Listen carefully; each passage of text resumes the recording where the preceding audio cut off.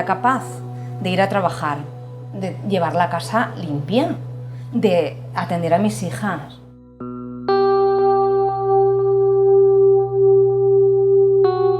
Yo era capaz de todo eso y de repente, cuando ya las niñas van haciéndose un poquito mayor, algo tiene mi cuerpo que no responde. Incluso decir, me tengo que parar, porque no puedo más, no puedo. Y a lo mejor no has hecho nada, solo te has levantado ese día.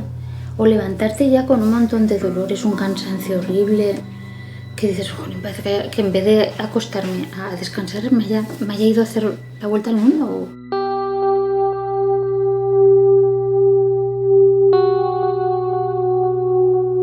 Que estés hecha polvo y te preguntas el por qué. Siempre tiene que haber un por qué. ¿Y por qué? Pues si yo hoy no me he esforzado tanto. ¿Por qué estoy hecha polvo? Yo no tengo motivos. Como si me sintiera culpable.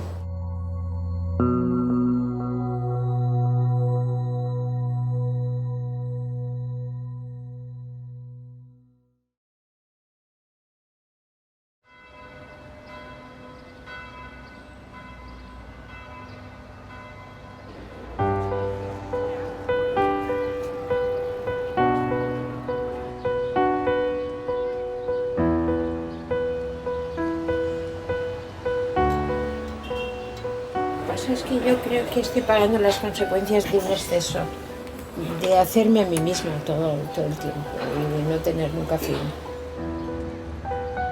Ya a los 40 y pico de años no podía con todo, estudiar con todo, ser la mamá perfecta, con hijos ya adolescentes, no podía y el cuerpo me paró. Entonces cogí una poliartritis vírica a lo bestia, o sea, rascarme la nariz no podía. Ninguna articulación funcionaba.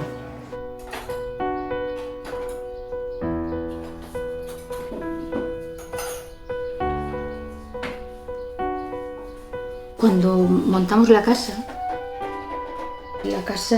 hubo que limpiarla toda. Mi padre empezó a estar muy mal ya y yo ahí ya no podía más.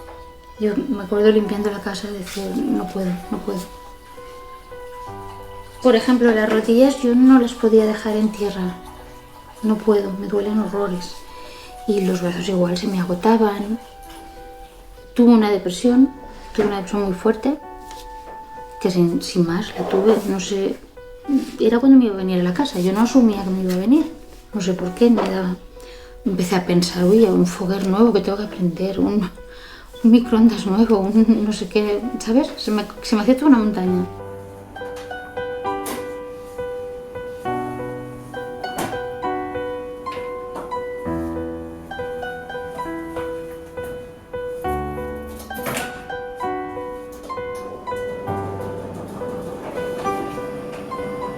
Yo desde muy pequeña he tenido siempre problemas de... Pues o estaba muy cansada o tenía problemas de muñecas, que no tenía fuerza para hacer gimnasia, por ejemplo. Entonces, y después, pues, en el trabajo yo notaba pues, que yo rendía, es decir, yo me ponía a trabajar y yo rendía, pero esa sensación de cuando acabas, como si te hubieran vaciado absolutamente toda la energía, eso yo empecé a notarlo ya muy pronto. Entonces yo me levantaba y pensé, oye, estoy bien, y me iba a trabajar. Y a lo mejor eran las 7:30 de la mañana y le decía a mi compañera, Bárbara, no sé qué me pasa.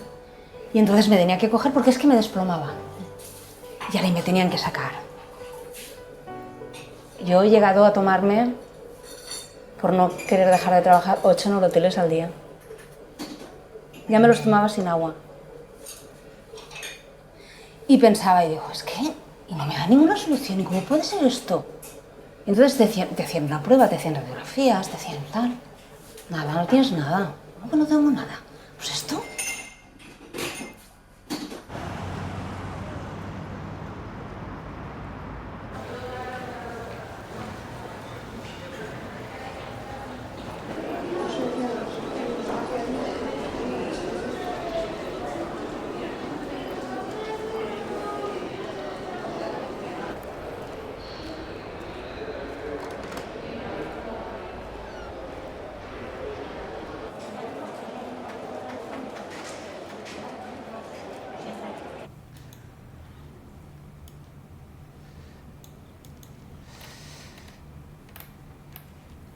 Mira, Patricia, tú como la conoces menos, te voy a hacer un poco un resumen, ¿no?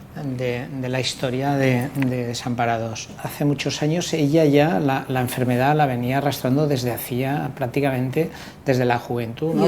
Yo no me recuerdo si pienso y después lo vas hilando, ¿no? Pero yo no me recuerdo sin dolor. Siempre esa sensación de, por ejemplo, para las clases de gimnasia, Sí. yo siempre tenía problemas, nunca iba al ritmo de mis compañeras. En el colegio, ¿no? Sí. En el instituto. Después ya me di cuenta, claro, pero eso a distancia, ahora viéndolo en perspectiva, Claro, pero claro. Esa sensación de conforme te vas haciendo mayor, que viene la temporada del trabajo y me asusta porque no sé si la voy a poder resistir, desde muy pronto. A ver, 54 años, súper joven, y que tienes una fibromialgia. ¿Desde cuándo estás con molestias? Mal, yo empecé a estar mal hacia el 2006. Ese año murió mi padre en diciembre, el 31 de diciembre murió. Y yo empecé a verlo a él mal, mi madre también era alcohólica, yo ya por esa historia ya lo estaba pasando mal toda mi vida, desde los 15 años padeciendo el rollo este de que chilla. O sea, que había una situación en casa muy mi casa mala. siempre, en mi casa siempre. Fíjate, el cuadro de Pilar es curioso porque ella era una persona muy sana, coge una poliartritis posviral y a partir de ahí desarrolla un cuadro de fatiga crónica y un cuadro de fibromialgia. ¿Cómo viviste ese cambio? Muy, muy duro, muy duro. No es posible, te quedas pensando que cómo es posible que el mundo gire y tú no giras con el mundo. Es que no lo puedes admitir. Es muy duro, sí.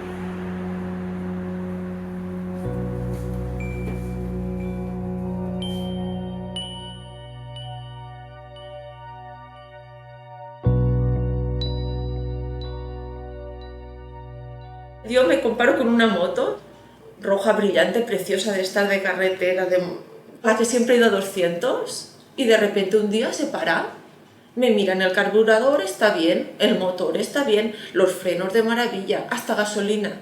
Porque si la gasolina es la voluntad de yo querer hacer cosas, tenía, pero faltaba la llave para encenderla.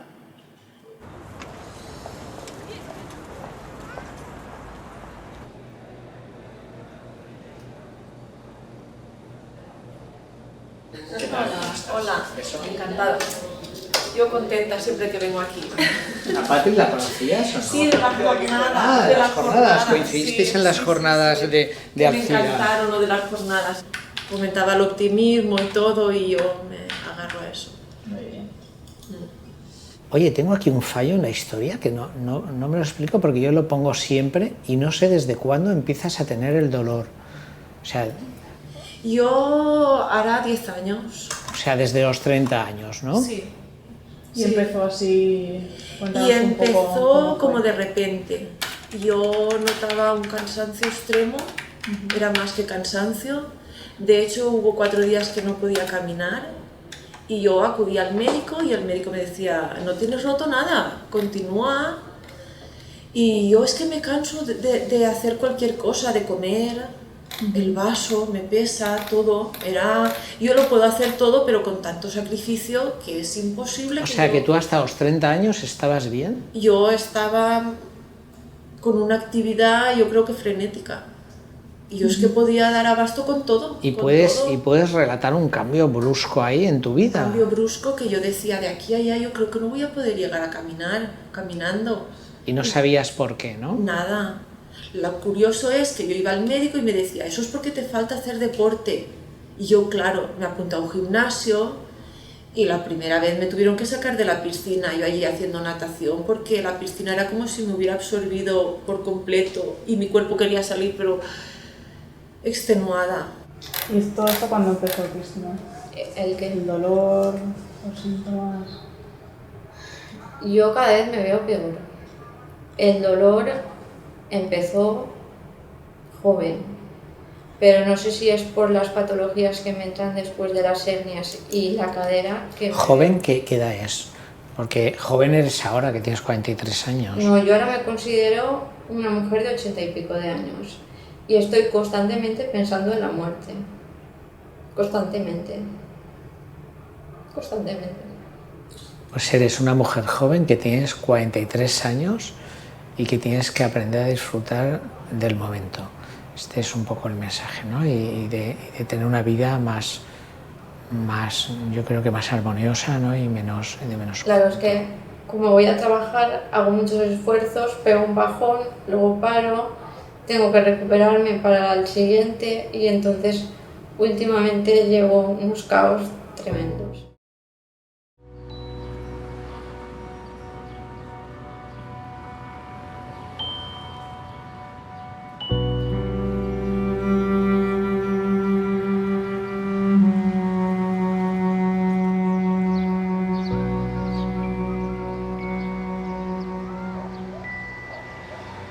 Te levantas molido, como si no hubieras descansado, aunque lleves 9 horas en la cama. Y duermes porque el médico te ha recetado pastillas. Entonces, te levantas ya cansado y muy triste, con mucho dolor en todo mi cuerpo. Doctor, me duele todo. Doctor, me duele todo. ¿Qué te duele? No, es que me duele todo. ¿Cómo te sientes? Me acuerdo una conversación con él, una visita. Pues mira, como si me hubiera levantado a las 4 de la mañana y hubiera cogido el hospital clínico de arriba abajo y lo hubiera fregado. Hubiera fregado los suelos. Y ahora ya he terminado de fregar y estoy muerta. Pues así, como si hubiera hecho mucho trabajo. Porque ¿cómo explicas la primera vez que tú vas al médico que te duele todo? Todo. Todo no te puede doler a la vez. Pero tú tienes la percepción de que a ti te duele todo. De que te toquen donde te toquen, a ti te molesta. Porque claro, la cabeza te dice que todo no te puede doler. Y entonces tú vas a la visita y le dices al señor que no conoces de nada, y dices, mire, es que a mí me duele todo. Señora, eso es imposible. De verdad que a mí me duele todo. Es que no me puedo tocar en ninguna parte. Es que me duelen los brazos, es que me duelen las piernas, es que... Eso no puede ser. ¿A usted no le puede doler todo? Es que eso es imposible. Hasta que descubren que a lo mejor sí que es verdad. Porque donde tocan, tú te quejas.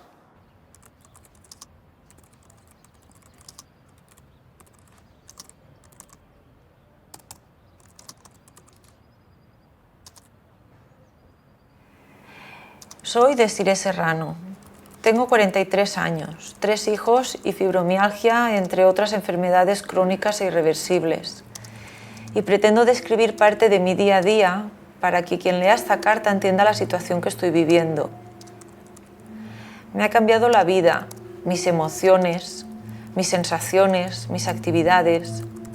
Estoy metida en una cárcel, en un cuerpo de una mujer de 95 años. A veces, el levantarme por la mañana y mover mi cuerpo es muy duro. Las pestañas me pesan. Soy un bloque rígido. Estoy como apegada a las sábanas porque acabara de pasar una pisonadora y me aplastara, dejando dolor en cada célula del cuerpo entero. El ruido de los coches me duele. El frío me incapacita y agarrota. La luz me molesta como si una espada me atravesara la cabeza. Tengo mucha sensibilidad a cualquier contacto y una simple caricia me produce dolor, pero un dolor terrible. A veces no recuerdo el nombre de las personas que trato diariamente o no puedo terminar la frase porque no sé sobre qué hablaba.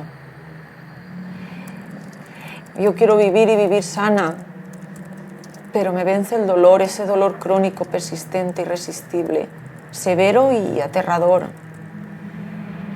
Me vence el verme como no soy yo.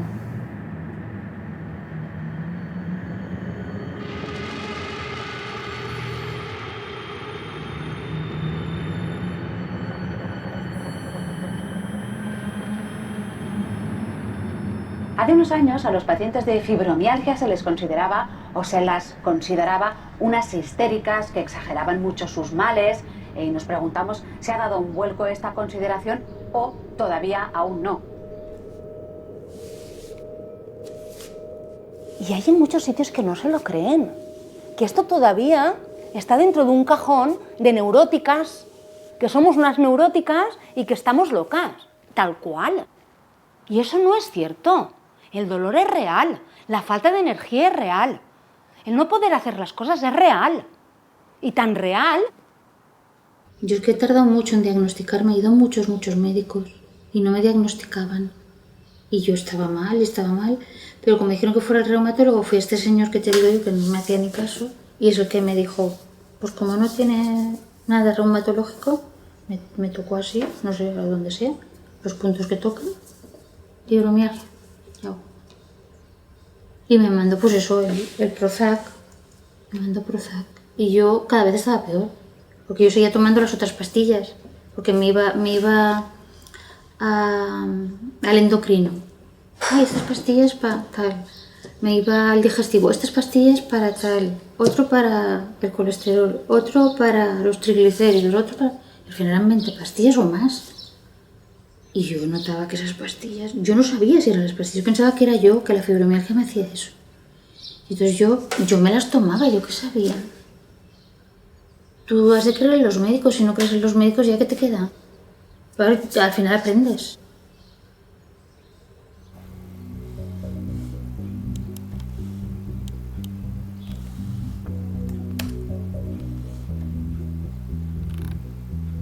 Ver resultados.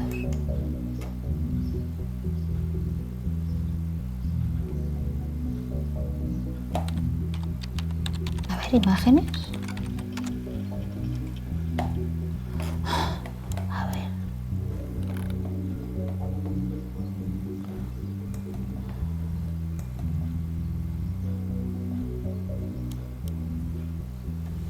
Yo fui al médico cabecera, me dio un antidepresivo, de hecho en una dosis mínima. ¿Para el dolor de brazos? Te dio... No, para el dolor de cabeza y para que no estuviera tan llorona, porque yo le decía, solo tengo ganas de llorar, porque es que ya he dejado hasta de ir a la facultad porque me da todo vueltas.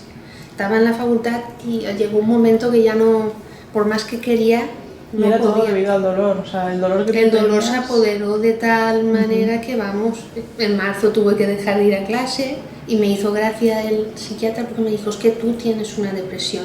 Digo, claro, de tanto dolor, al final tengo una depresión, digo, pero es que yo quiero. Y me fue tratando con antidepresivos, pero... No notaste mejoría. Ese verano mi madre, al ver que pasaba marzo, a ver que pasaba abril, y yo no mejoraba, cada vez el dolor iba subiendo de intensidad hasta alcanzar, y era un dolor de todo el cuerpo. Y no podías dormir tampoco. Y me resultó muy frustrante el acudir yo a un médico y que no me entendiera. Entonces he estado ahí 7 años de mi vida yendo a un peregrinaje de médicos hasta psiquiatra, pues si era depresión, Yo me tomaba pastillas para la depresión y yo decía, si yo depresiva no estoy, yo tengo alegría dentro de mí, lo que sí que voy a caer en depresión si yo pido ayuda y un profesional no me entiende. Me da rabia, tengo rabia en algunos médicos. Por eso creo yo que... ¿En qué sentido lo dices? En que mucha gente no cree en esta enfermedad. Y eso te ha hecho daño a ti, ¿no? No mucho, mucho.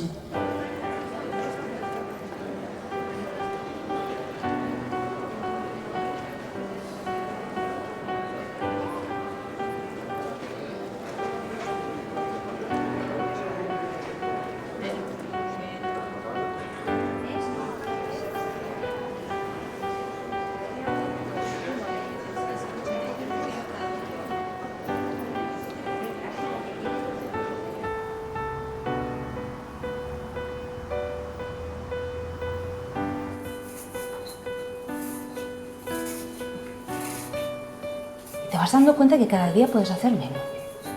Que un día te das cuenta que no puedes darle la vuelta a la tortilla de patatas. Que otro día te das cuenta que se te caen los vasos de las manos y los rompes. Que otro día te quedas ahí sentado donde tú estás llorando porque no puedes acabar de hacer la comida. Y entonces esa sensación un poco de decir, bueno, esto ya no voy a servir para nada. Y sí, es así. Es así, es una sierra. A veces estás ahí arriba, a veces estás abajo y a veces tienes una temporadita que estás bastante bien.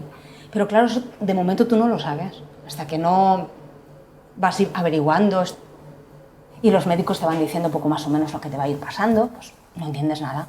Dios mío, es difícil de llevar eso, ¿eh? La fibromialgia tiene ese problema. Es un problema gordo para una mujer activa, que yo creo que es el perfil de todas. A mí me han llevado a comprar ropa ella y Sandra, mi amiga, en silla de ruedas porque no podía, cuando estaba muy mal, hace que eran 2 veranos o así. No podía. Yo es que he ido en Tacatac un año entero a trabajar, hasta que el doctor Palop lo encontré y empecé el tratamiento de él. Yo iba con un Tacatac y un año. Yo no podía, no me tenía ya ni de pie. Y entonces él me dijo, después de hablar conmigo, anotarlo todo, porque además, no sé si lo ves, pero en sus informes lo pone todo. Segundo marido, vive con tal, tiene una hija, tal, ha estudiado tal, todo. Él te lo preguntaba todo. Él te pregunta con quién vives y esas personas para ti, según tú, te están ayudando, no te están ayudando, te sientes acompañada, atendida, no sé, te lo pregunta todo.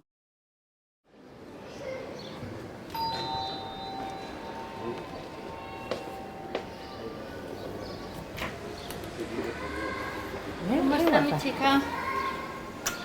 Solo somos 2 hermanas, pero me cuida un montón. Sí, somos inseparables. Mira, mis fotos de boda estaban aquí. Solo las de la iglesia. Una las niña de la iglesia. de 18 años. Mira. Sí que tengo fotos de joven. Hombre, es que el vestido además me lo hizo mi madre y era talmente de comunión. De sin cola, sin puntillas. Y yo es que era muy moderna, en los años 70. Eso era rompedor entonces.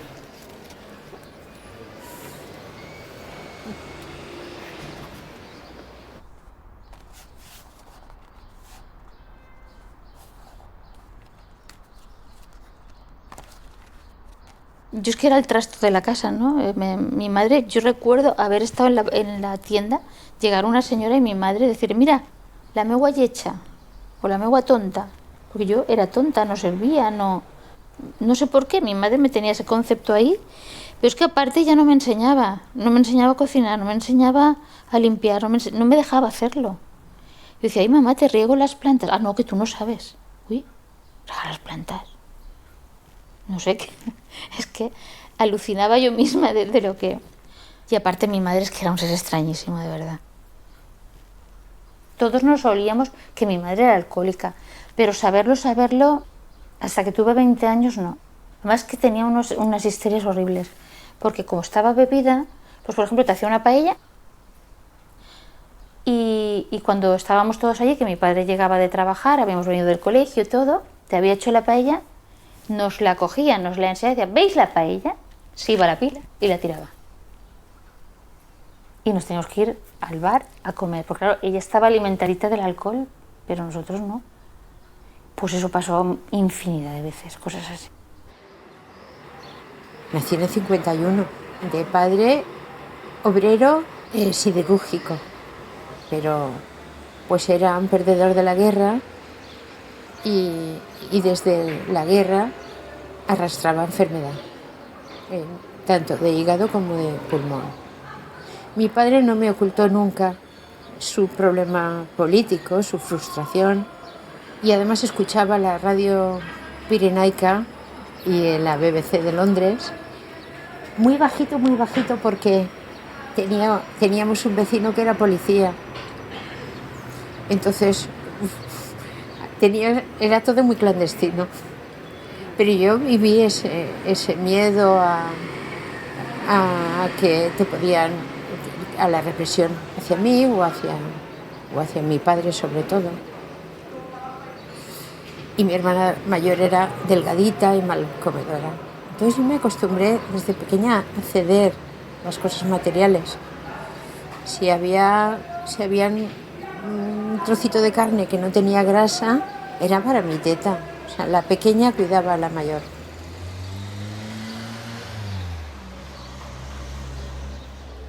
En mi casa éramos 4, yo la mayor.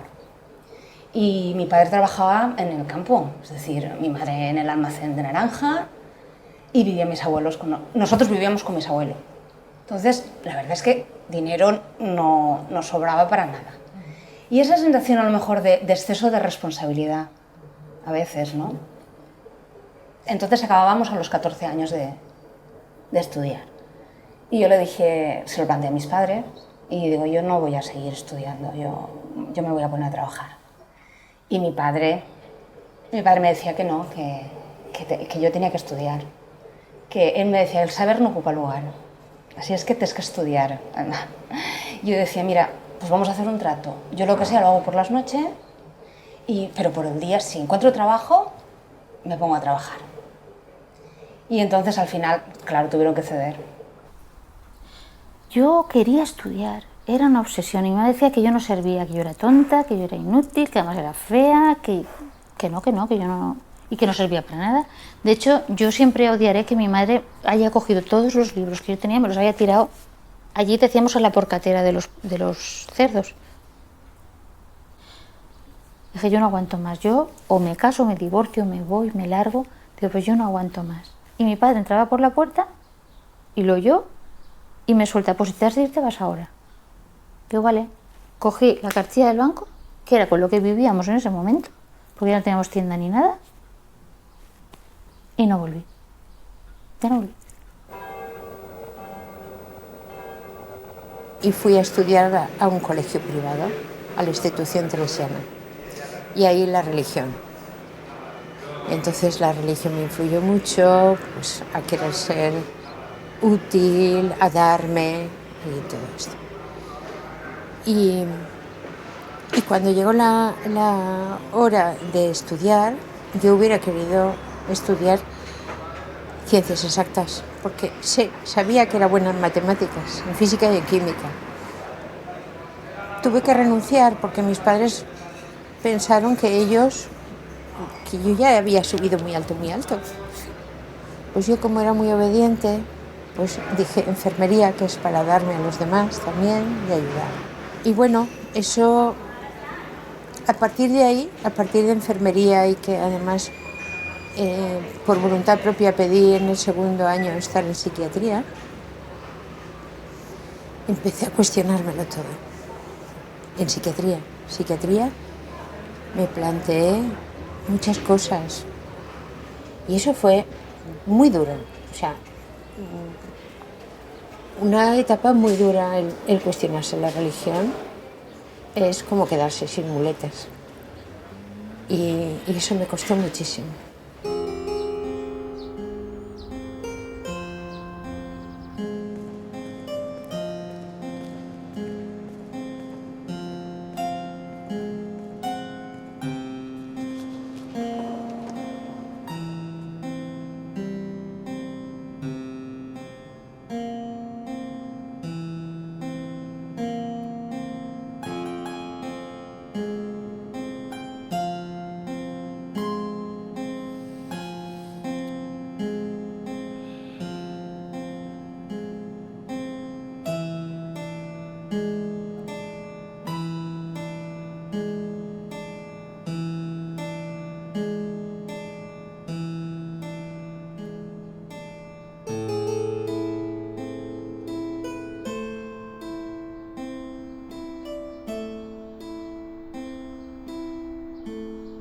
Mis padres hacían espiritismo. Yo no lo he visto, me lo contó mi hermana.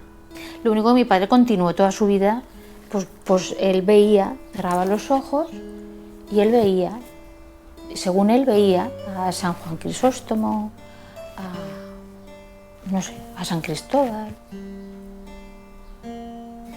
Mi madre ha sido una persona que ha vivido para el que dirán y era la típica mujer que se tiene que dedicar a llevar la tienda, la casa, lo quiere tener todo muy bien, al mismo tiempo quiere ser una señora, ¿vale?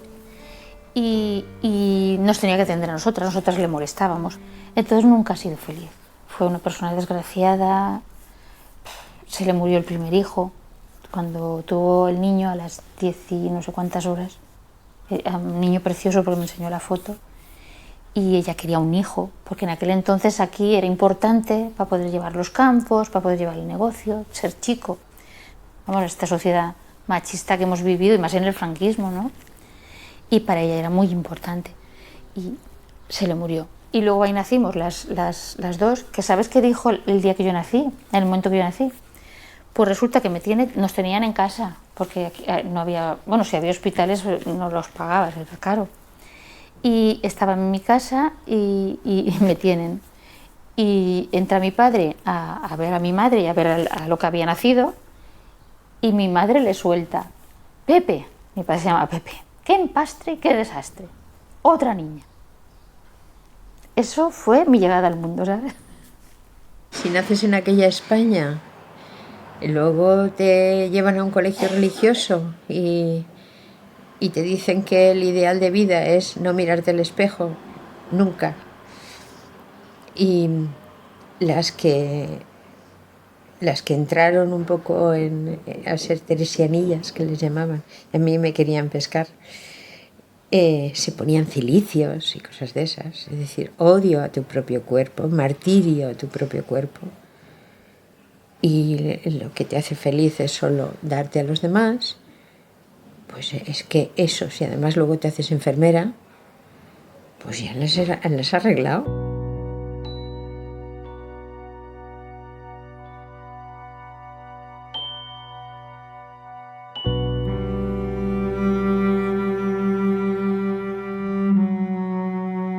Por ejemplo, yo hace unos años que me vino a la cabeza la palabra obediencia. Y iba con obediencia para arriba y para abajo. Y al final pensé que eso no era una virtud. Para nada. Para nada es una virtud ser obediente. Nunca hay que ser obediente. Sin embargo, nos inculcaron que había que ser obediente. Y nos pasamos la vida aceptando algo que nos han enseñado y que no hemos desaprendido. Educacionalmente, mi madre estaba para cuidar a todo el mundo. Mi madre era, ella era la que iba por delante a todo, la que se encargaba del trabajo, la que se encargaba de sus padres, la que se encargaba de todo absolutamente. De cuando entraba mi padre, ya tenía la ropa puesta encima de la cama. Que yo le decía, el yayo, porque desde que yo tengo hijas, era yayo. El yayo no sabe perfectamente que en el primer cajón tiene los calcetines o los calzoncillos y en el armario tiene la ropa. ¿Por qué tienes que ir tú tan desesperada? Es que no lo entiendo. Entonces, yo me he criado es decir, que las madres tienen que ser supermadres y que tienen que estar a todo y que no se pueden permitir el lujo de quejarse.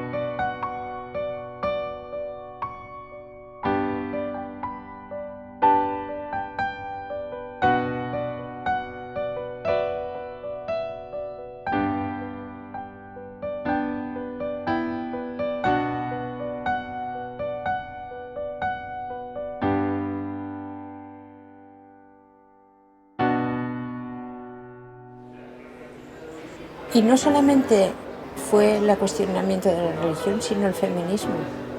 El feminismo entró en mi cabecita después de casada, leyendo revistas, leyendo a las feministas. Poco a poco fui formándome en cosas más de números, más de cabeza, de lógica, de planificación y de todo. En los años 80 me hice programadora, pero ya tenía niños.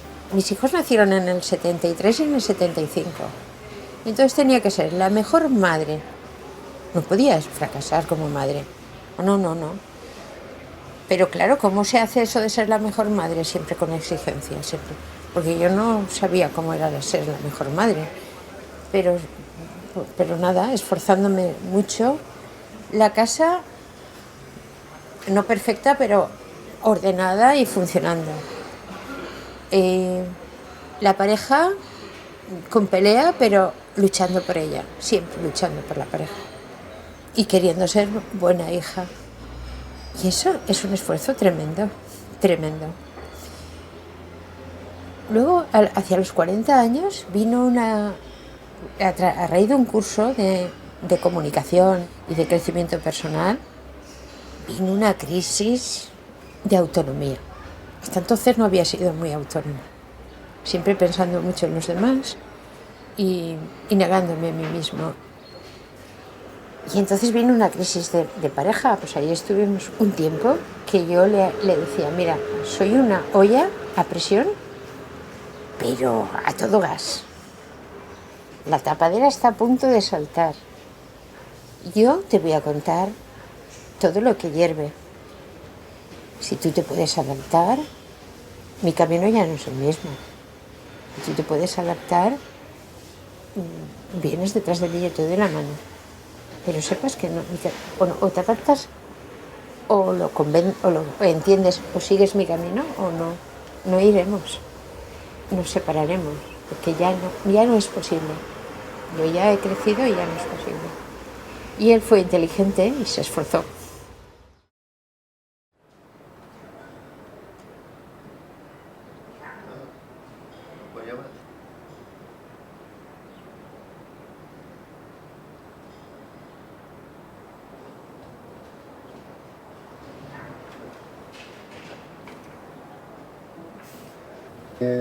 ¿Mantel? Sí, voy, cariño. No, dímelo. Ay, el blanquito, el normalito, el corriente.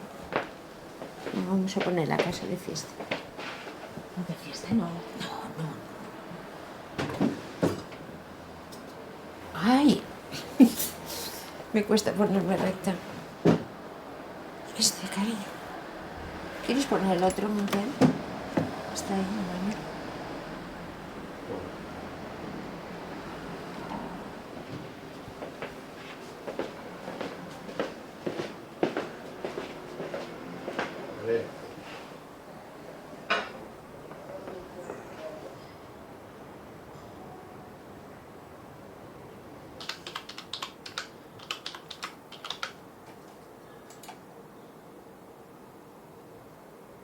Yo creo que cada vez la tiene más, le hace frente mejor.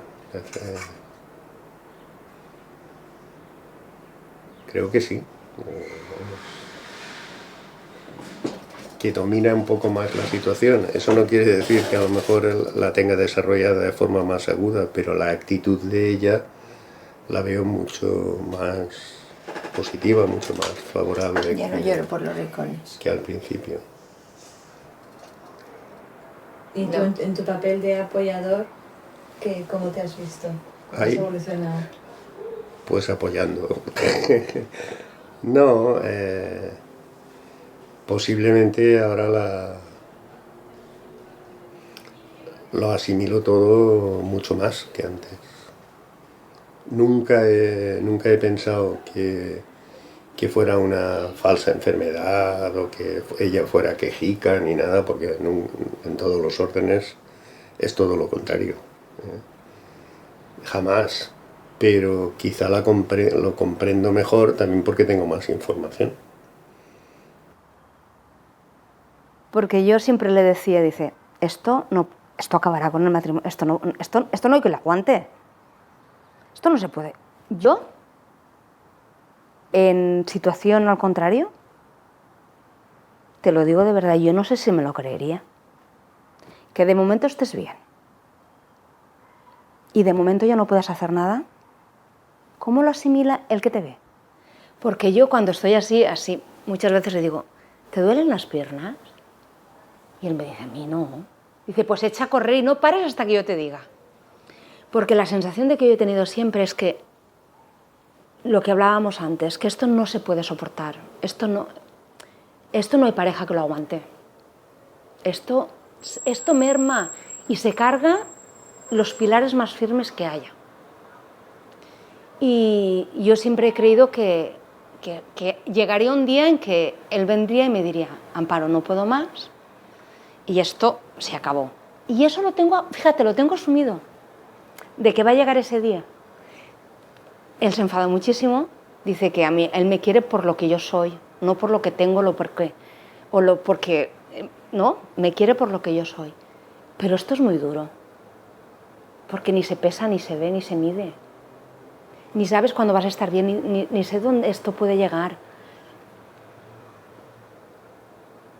Momentos de intimidad, de demostrarte que de verdad, pues cuando lo quieres, a ver, nos lo demostramos ¿cómo?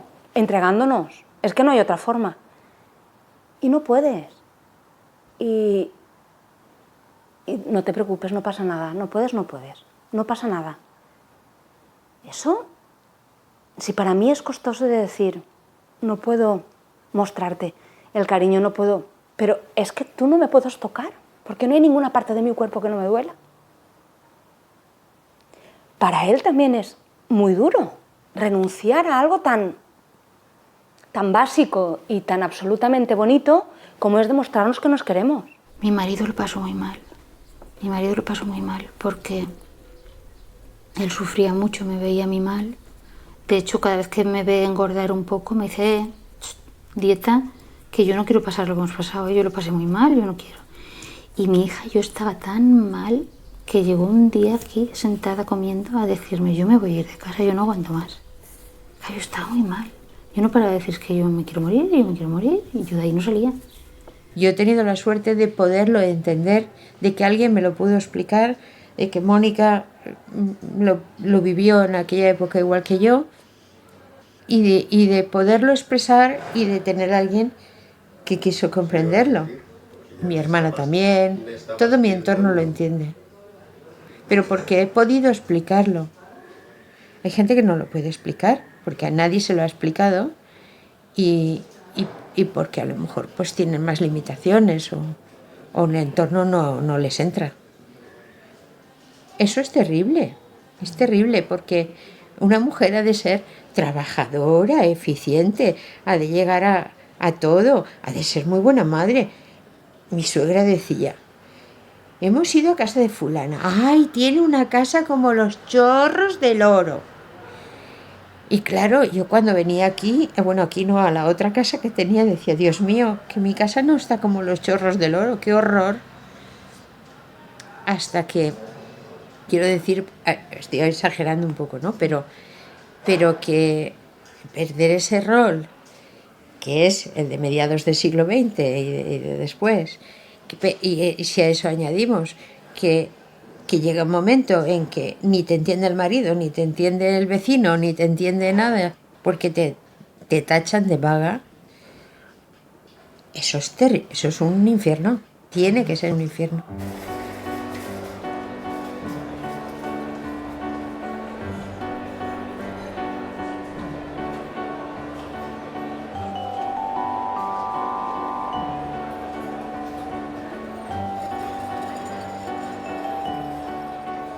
Me he informado mucho a lo largo de tantos años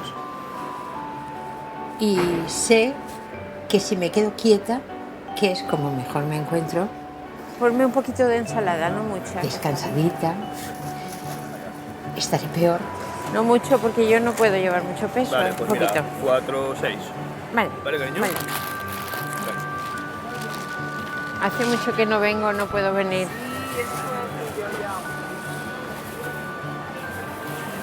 Mira a ver si está bien. Hermano, ¿en qué estás, chica? Digo, no va. 2.25. Ay, perdona, estoy un poco mareada. ¿Y dejarse cuidar? ¿Eso no es un aprendizaje? Paco, ese es durísimo. Todavía me cuesta mucho.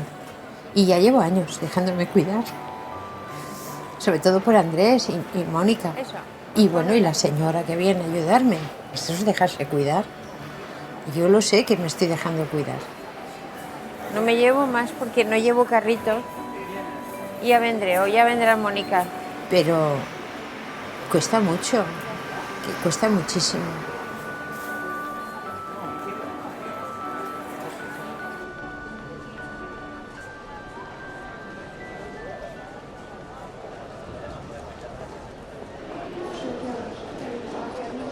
¿Cómo viniste aquí la primera vez, Dori? Jo sí que me recordé molt enfadada y muy mal. Sí, ¿por qué? Muy malita. Porque no sabía lo que tenía. Y no, esa enfermedad no la había oído decir que existía. Y es lo que en el tiempo he ido viendo que o me tenía de aliar con la enfermedad o si era enemiga, como me estaba pasando, que no la aceptaba porque yo quería trabajar. Usted lo sabe también. Sería mejor en algunos casos, no lo sé. Pero una que ganaba dinero, de verdad. Otra que me lo pasaba muy bien y que me gustaba. Entonces yo me vi del día a la mañana, de un día de estar trabajando y al día siguiente que venga la SAMU que no me pueda levantar y no podía andar, no entendía esa enfermedad. Yo creía que era algo más grave, que me hubiesen dado un tratamiento y me hubiese recuperado. ¿Y en qué momento cambia todo esto?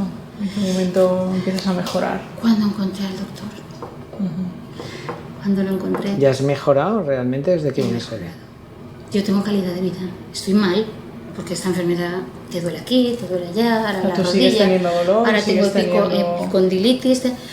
Pero aparte de que yo mentalmente lo llevo mejor, lo llevo mejor porque me siento más útil. Yo, o sea, por ¿piensas ejemplo, que la actitud que has tenido ante sí, yo tenía un cambio de actitud situación? total porque, no sé, además yo tenía mucha fe en él. Yo quería venir aquí y tenía mucha fe, mucha fe. Y cuando ya pude hablar con ella fue como una descarga total emocional y cuando me dijo, pues tienes que hacer esto, y él lo sabe, en 6 me pidió, tienes un año para perder 20 kilos y yo en 6 meses los perdí. Es una paciente estupenda. Tenía mucho, creía mucho en él, mucho. Yo te veo ahora mejor que en otras épocas en las que has estado, que a lo mejor tú siempre estás peor al final, ¿no? Cuando te encuentras muy mal dices, esta es la peor, ¿no? Pero yo ha habido veces que te he encontrado mucho. Es que ahora controlo mucho más, llevo mejor la enfermedad, sé manejármela más. Con ello mucha gente se ha enfadado conmigo. ¿Por qué? Porque no digo a todo pues sí. Entonces ha habido también un proceso entre que la gente, como físicamente te ven bien, no entienden que un día no puedas hacer algo. Entonces, a lo mejor con el tema de las cuñadas, cuidar a los suegros y todo eso... Hombre, solo faltaba eso, ¿no? Que tú te dedicaras a cuidar ahora. No, los he cuidado. Ya lo sé. Entonces, por eso, cuando ya empiezas a veces a decir no, uy, ya no es la Cristina de antes. Ahora también hoy he discutido con mi marido. Por eso vengo más guerrillera. ¿Por algo importante? Porque él quiere que sea perfecta, que lo llevo todo controlado. Mañana soy la presidenta de la escalera y mañana tengo la reunión y él siempre está, Cristina, y yo le he dicho que me deje en paz, que necesito mi espacio. Claro. Necesito mi vida, necesito equivocarme, necesito caer, volverme a levantar. No quiero ser tan perfecta.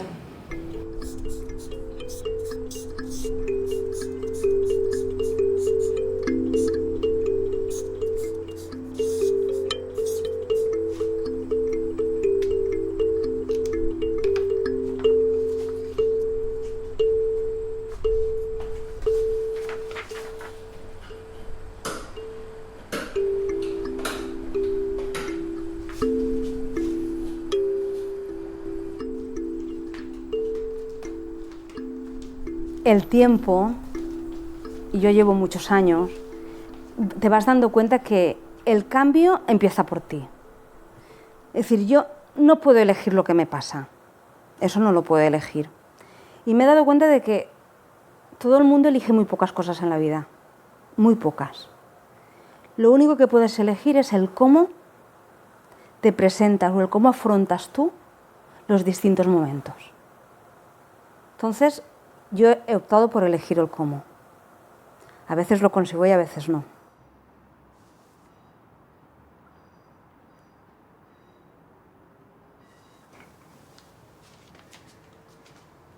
Asumes que ya no puedes trabajar, vale. Asumes que ya no puedes hacer la limpieza toda de golpe, vuelves a asumirlo. Empiezas a relativizar. Entonces aprendes el lenguaje del cuerpo. Aprendes a saber que me está avisando de que tengo que parar. Y empiezas a hacerle caso. Y entonces, poquito a poco, a base de entrenamiento. Esto no tiene otra que entrenamiento. Y ahora que yo llevo una temporada muy larga ya, en las que cada día estoy más limitada, cada día me encuentro peor y tengo que renunciar a más cosas, estoy cansada. Yo sé que pasará, porque ha pasado otras veces. Yo sé que esto no va a ser para siempre, pero a veces tengo la sensación de que si cambia peor. ¿Cómo asumo? ¿Cómo lo vivo? ¿Cómo lo hago más fácil a los demás? Echándole sentido del humor.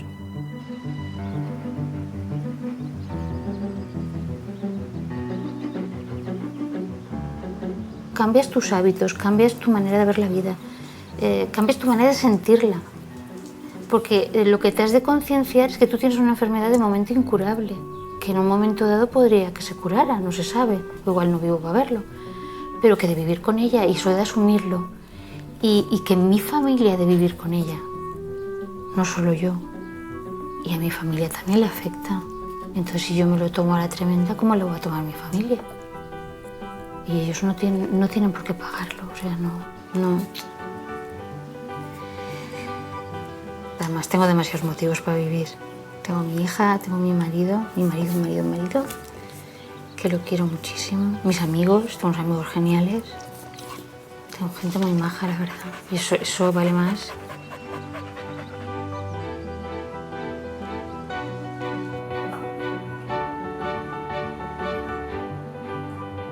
El dejarte querer, el no te preocupes, yo llego, no te preocupes si no puedes.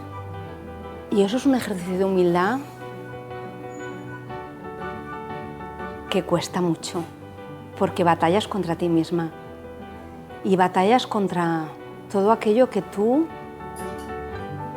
tienes claro que no quieres mostrar a la gente. Y es a la conclusión que yo llegué.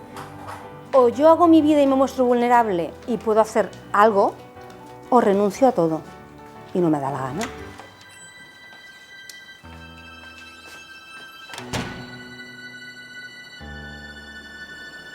Yo soy más experta que nadie en mi enfermedad. Y eso hay que hacerlo respetar. Me sirve para perdonarme, me sirve para cuidarme, para saber que me he de cuidar y que es así. Y que a veces salgo de mí misma y me veo y me acuerdo que dentro de mí, de Pilar, hay una Pili, que de pequeña era Pili, y hay que cuidar a esa Pili, a ese ser humano. Y yo he sido cuidadora y sé que tengo que cuidar. Lo que pasa es que eso es muy racional y luego está los valores integrados ahí que te han puesto desde pequeña y que me han marcado un nivel de autoexigencia muy grande y entonces me siento fracasar porque no puedo y entonces Bueno, ojalá pudiera yo cuestionarme todos mis valores y elegir. Y vivir conforme a ellos. Y no hay más secreto para vivir bien. Lo que pasa es que cuesta, nos cuesta un montón.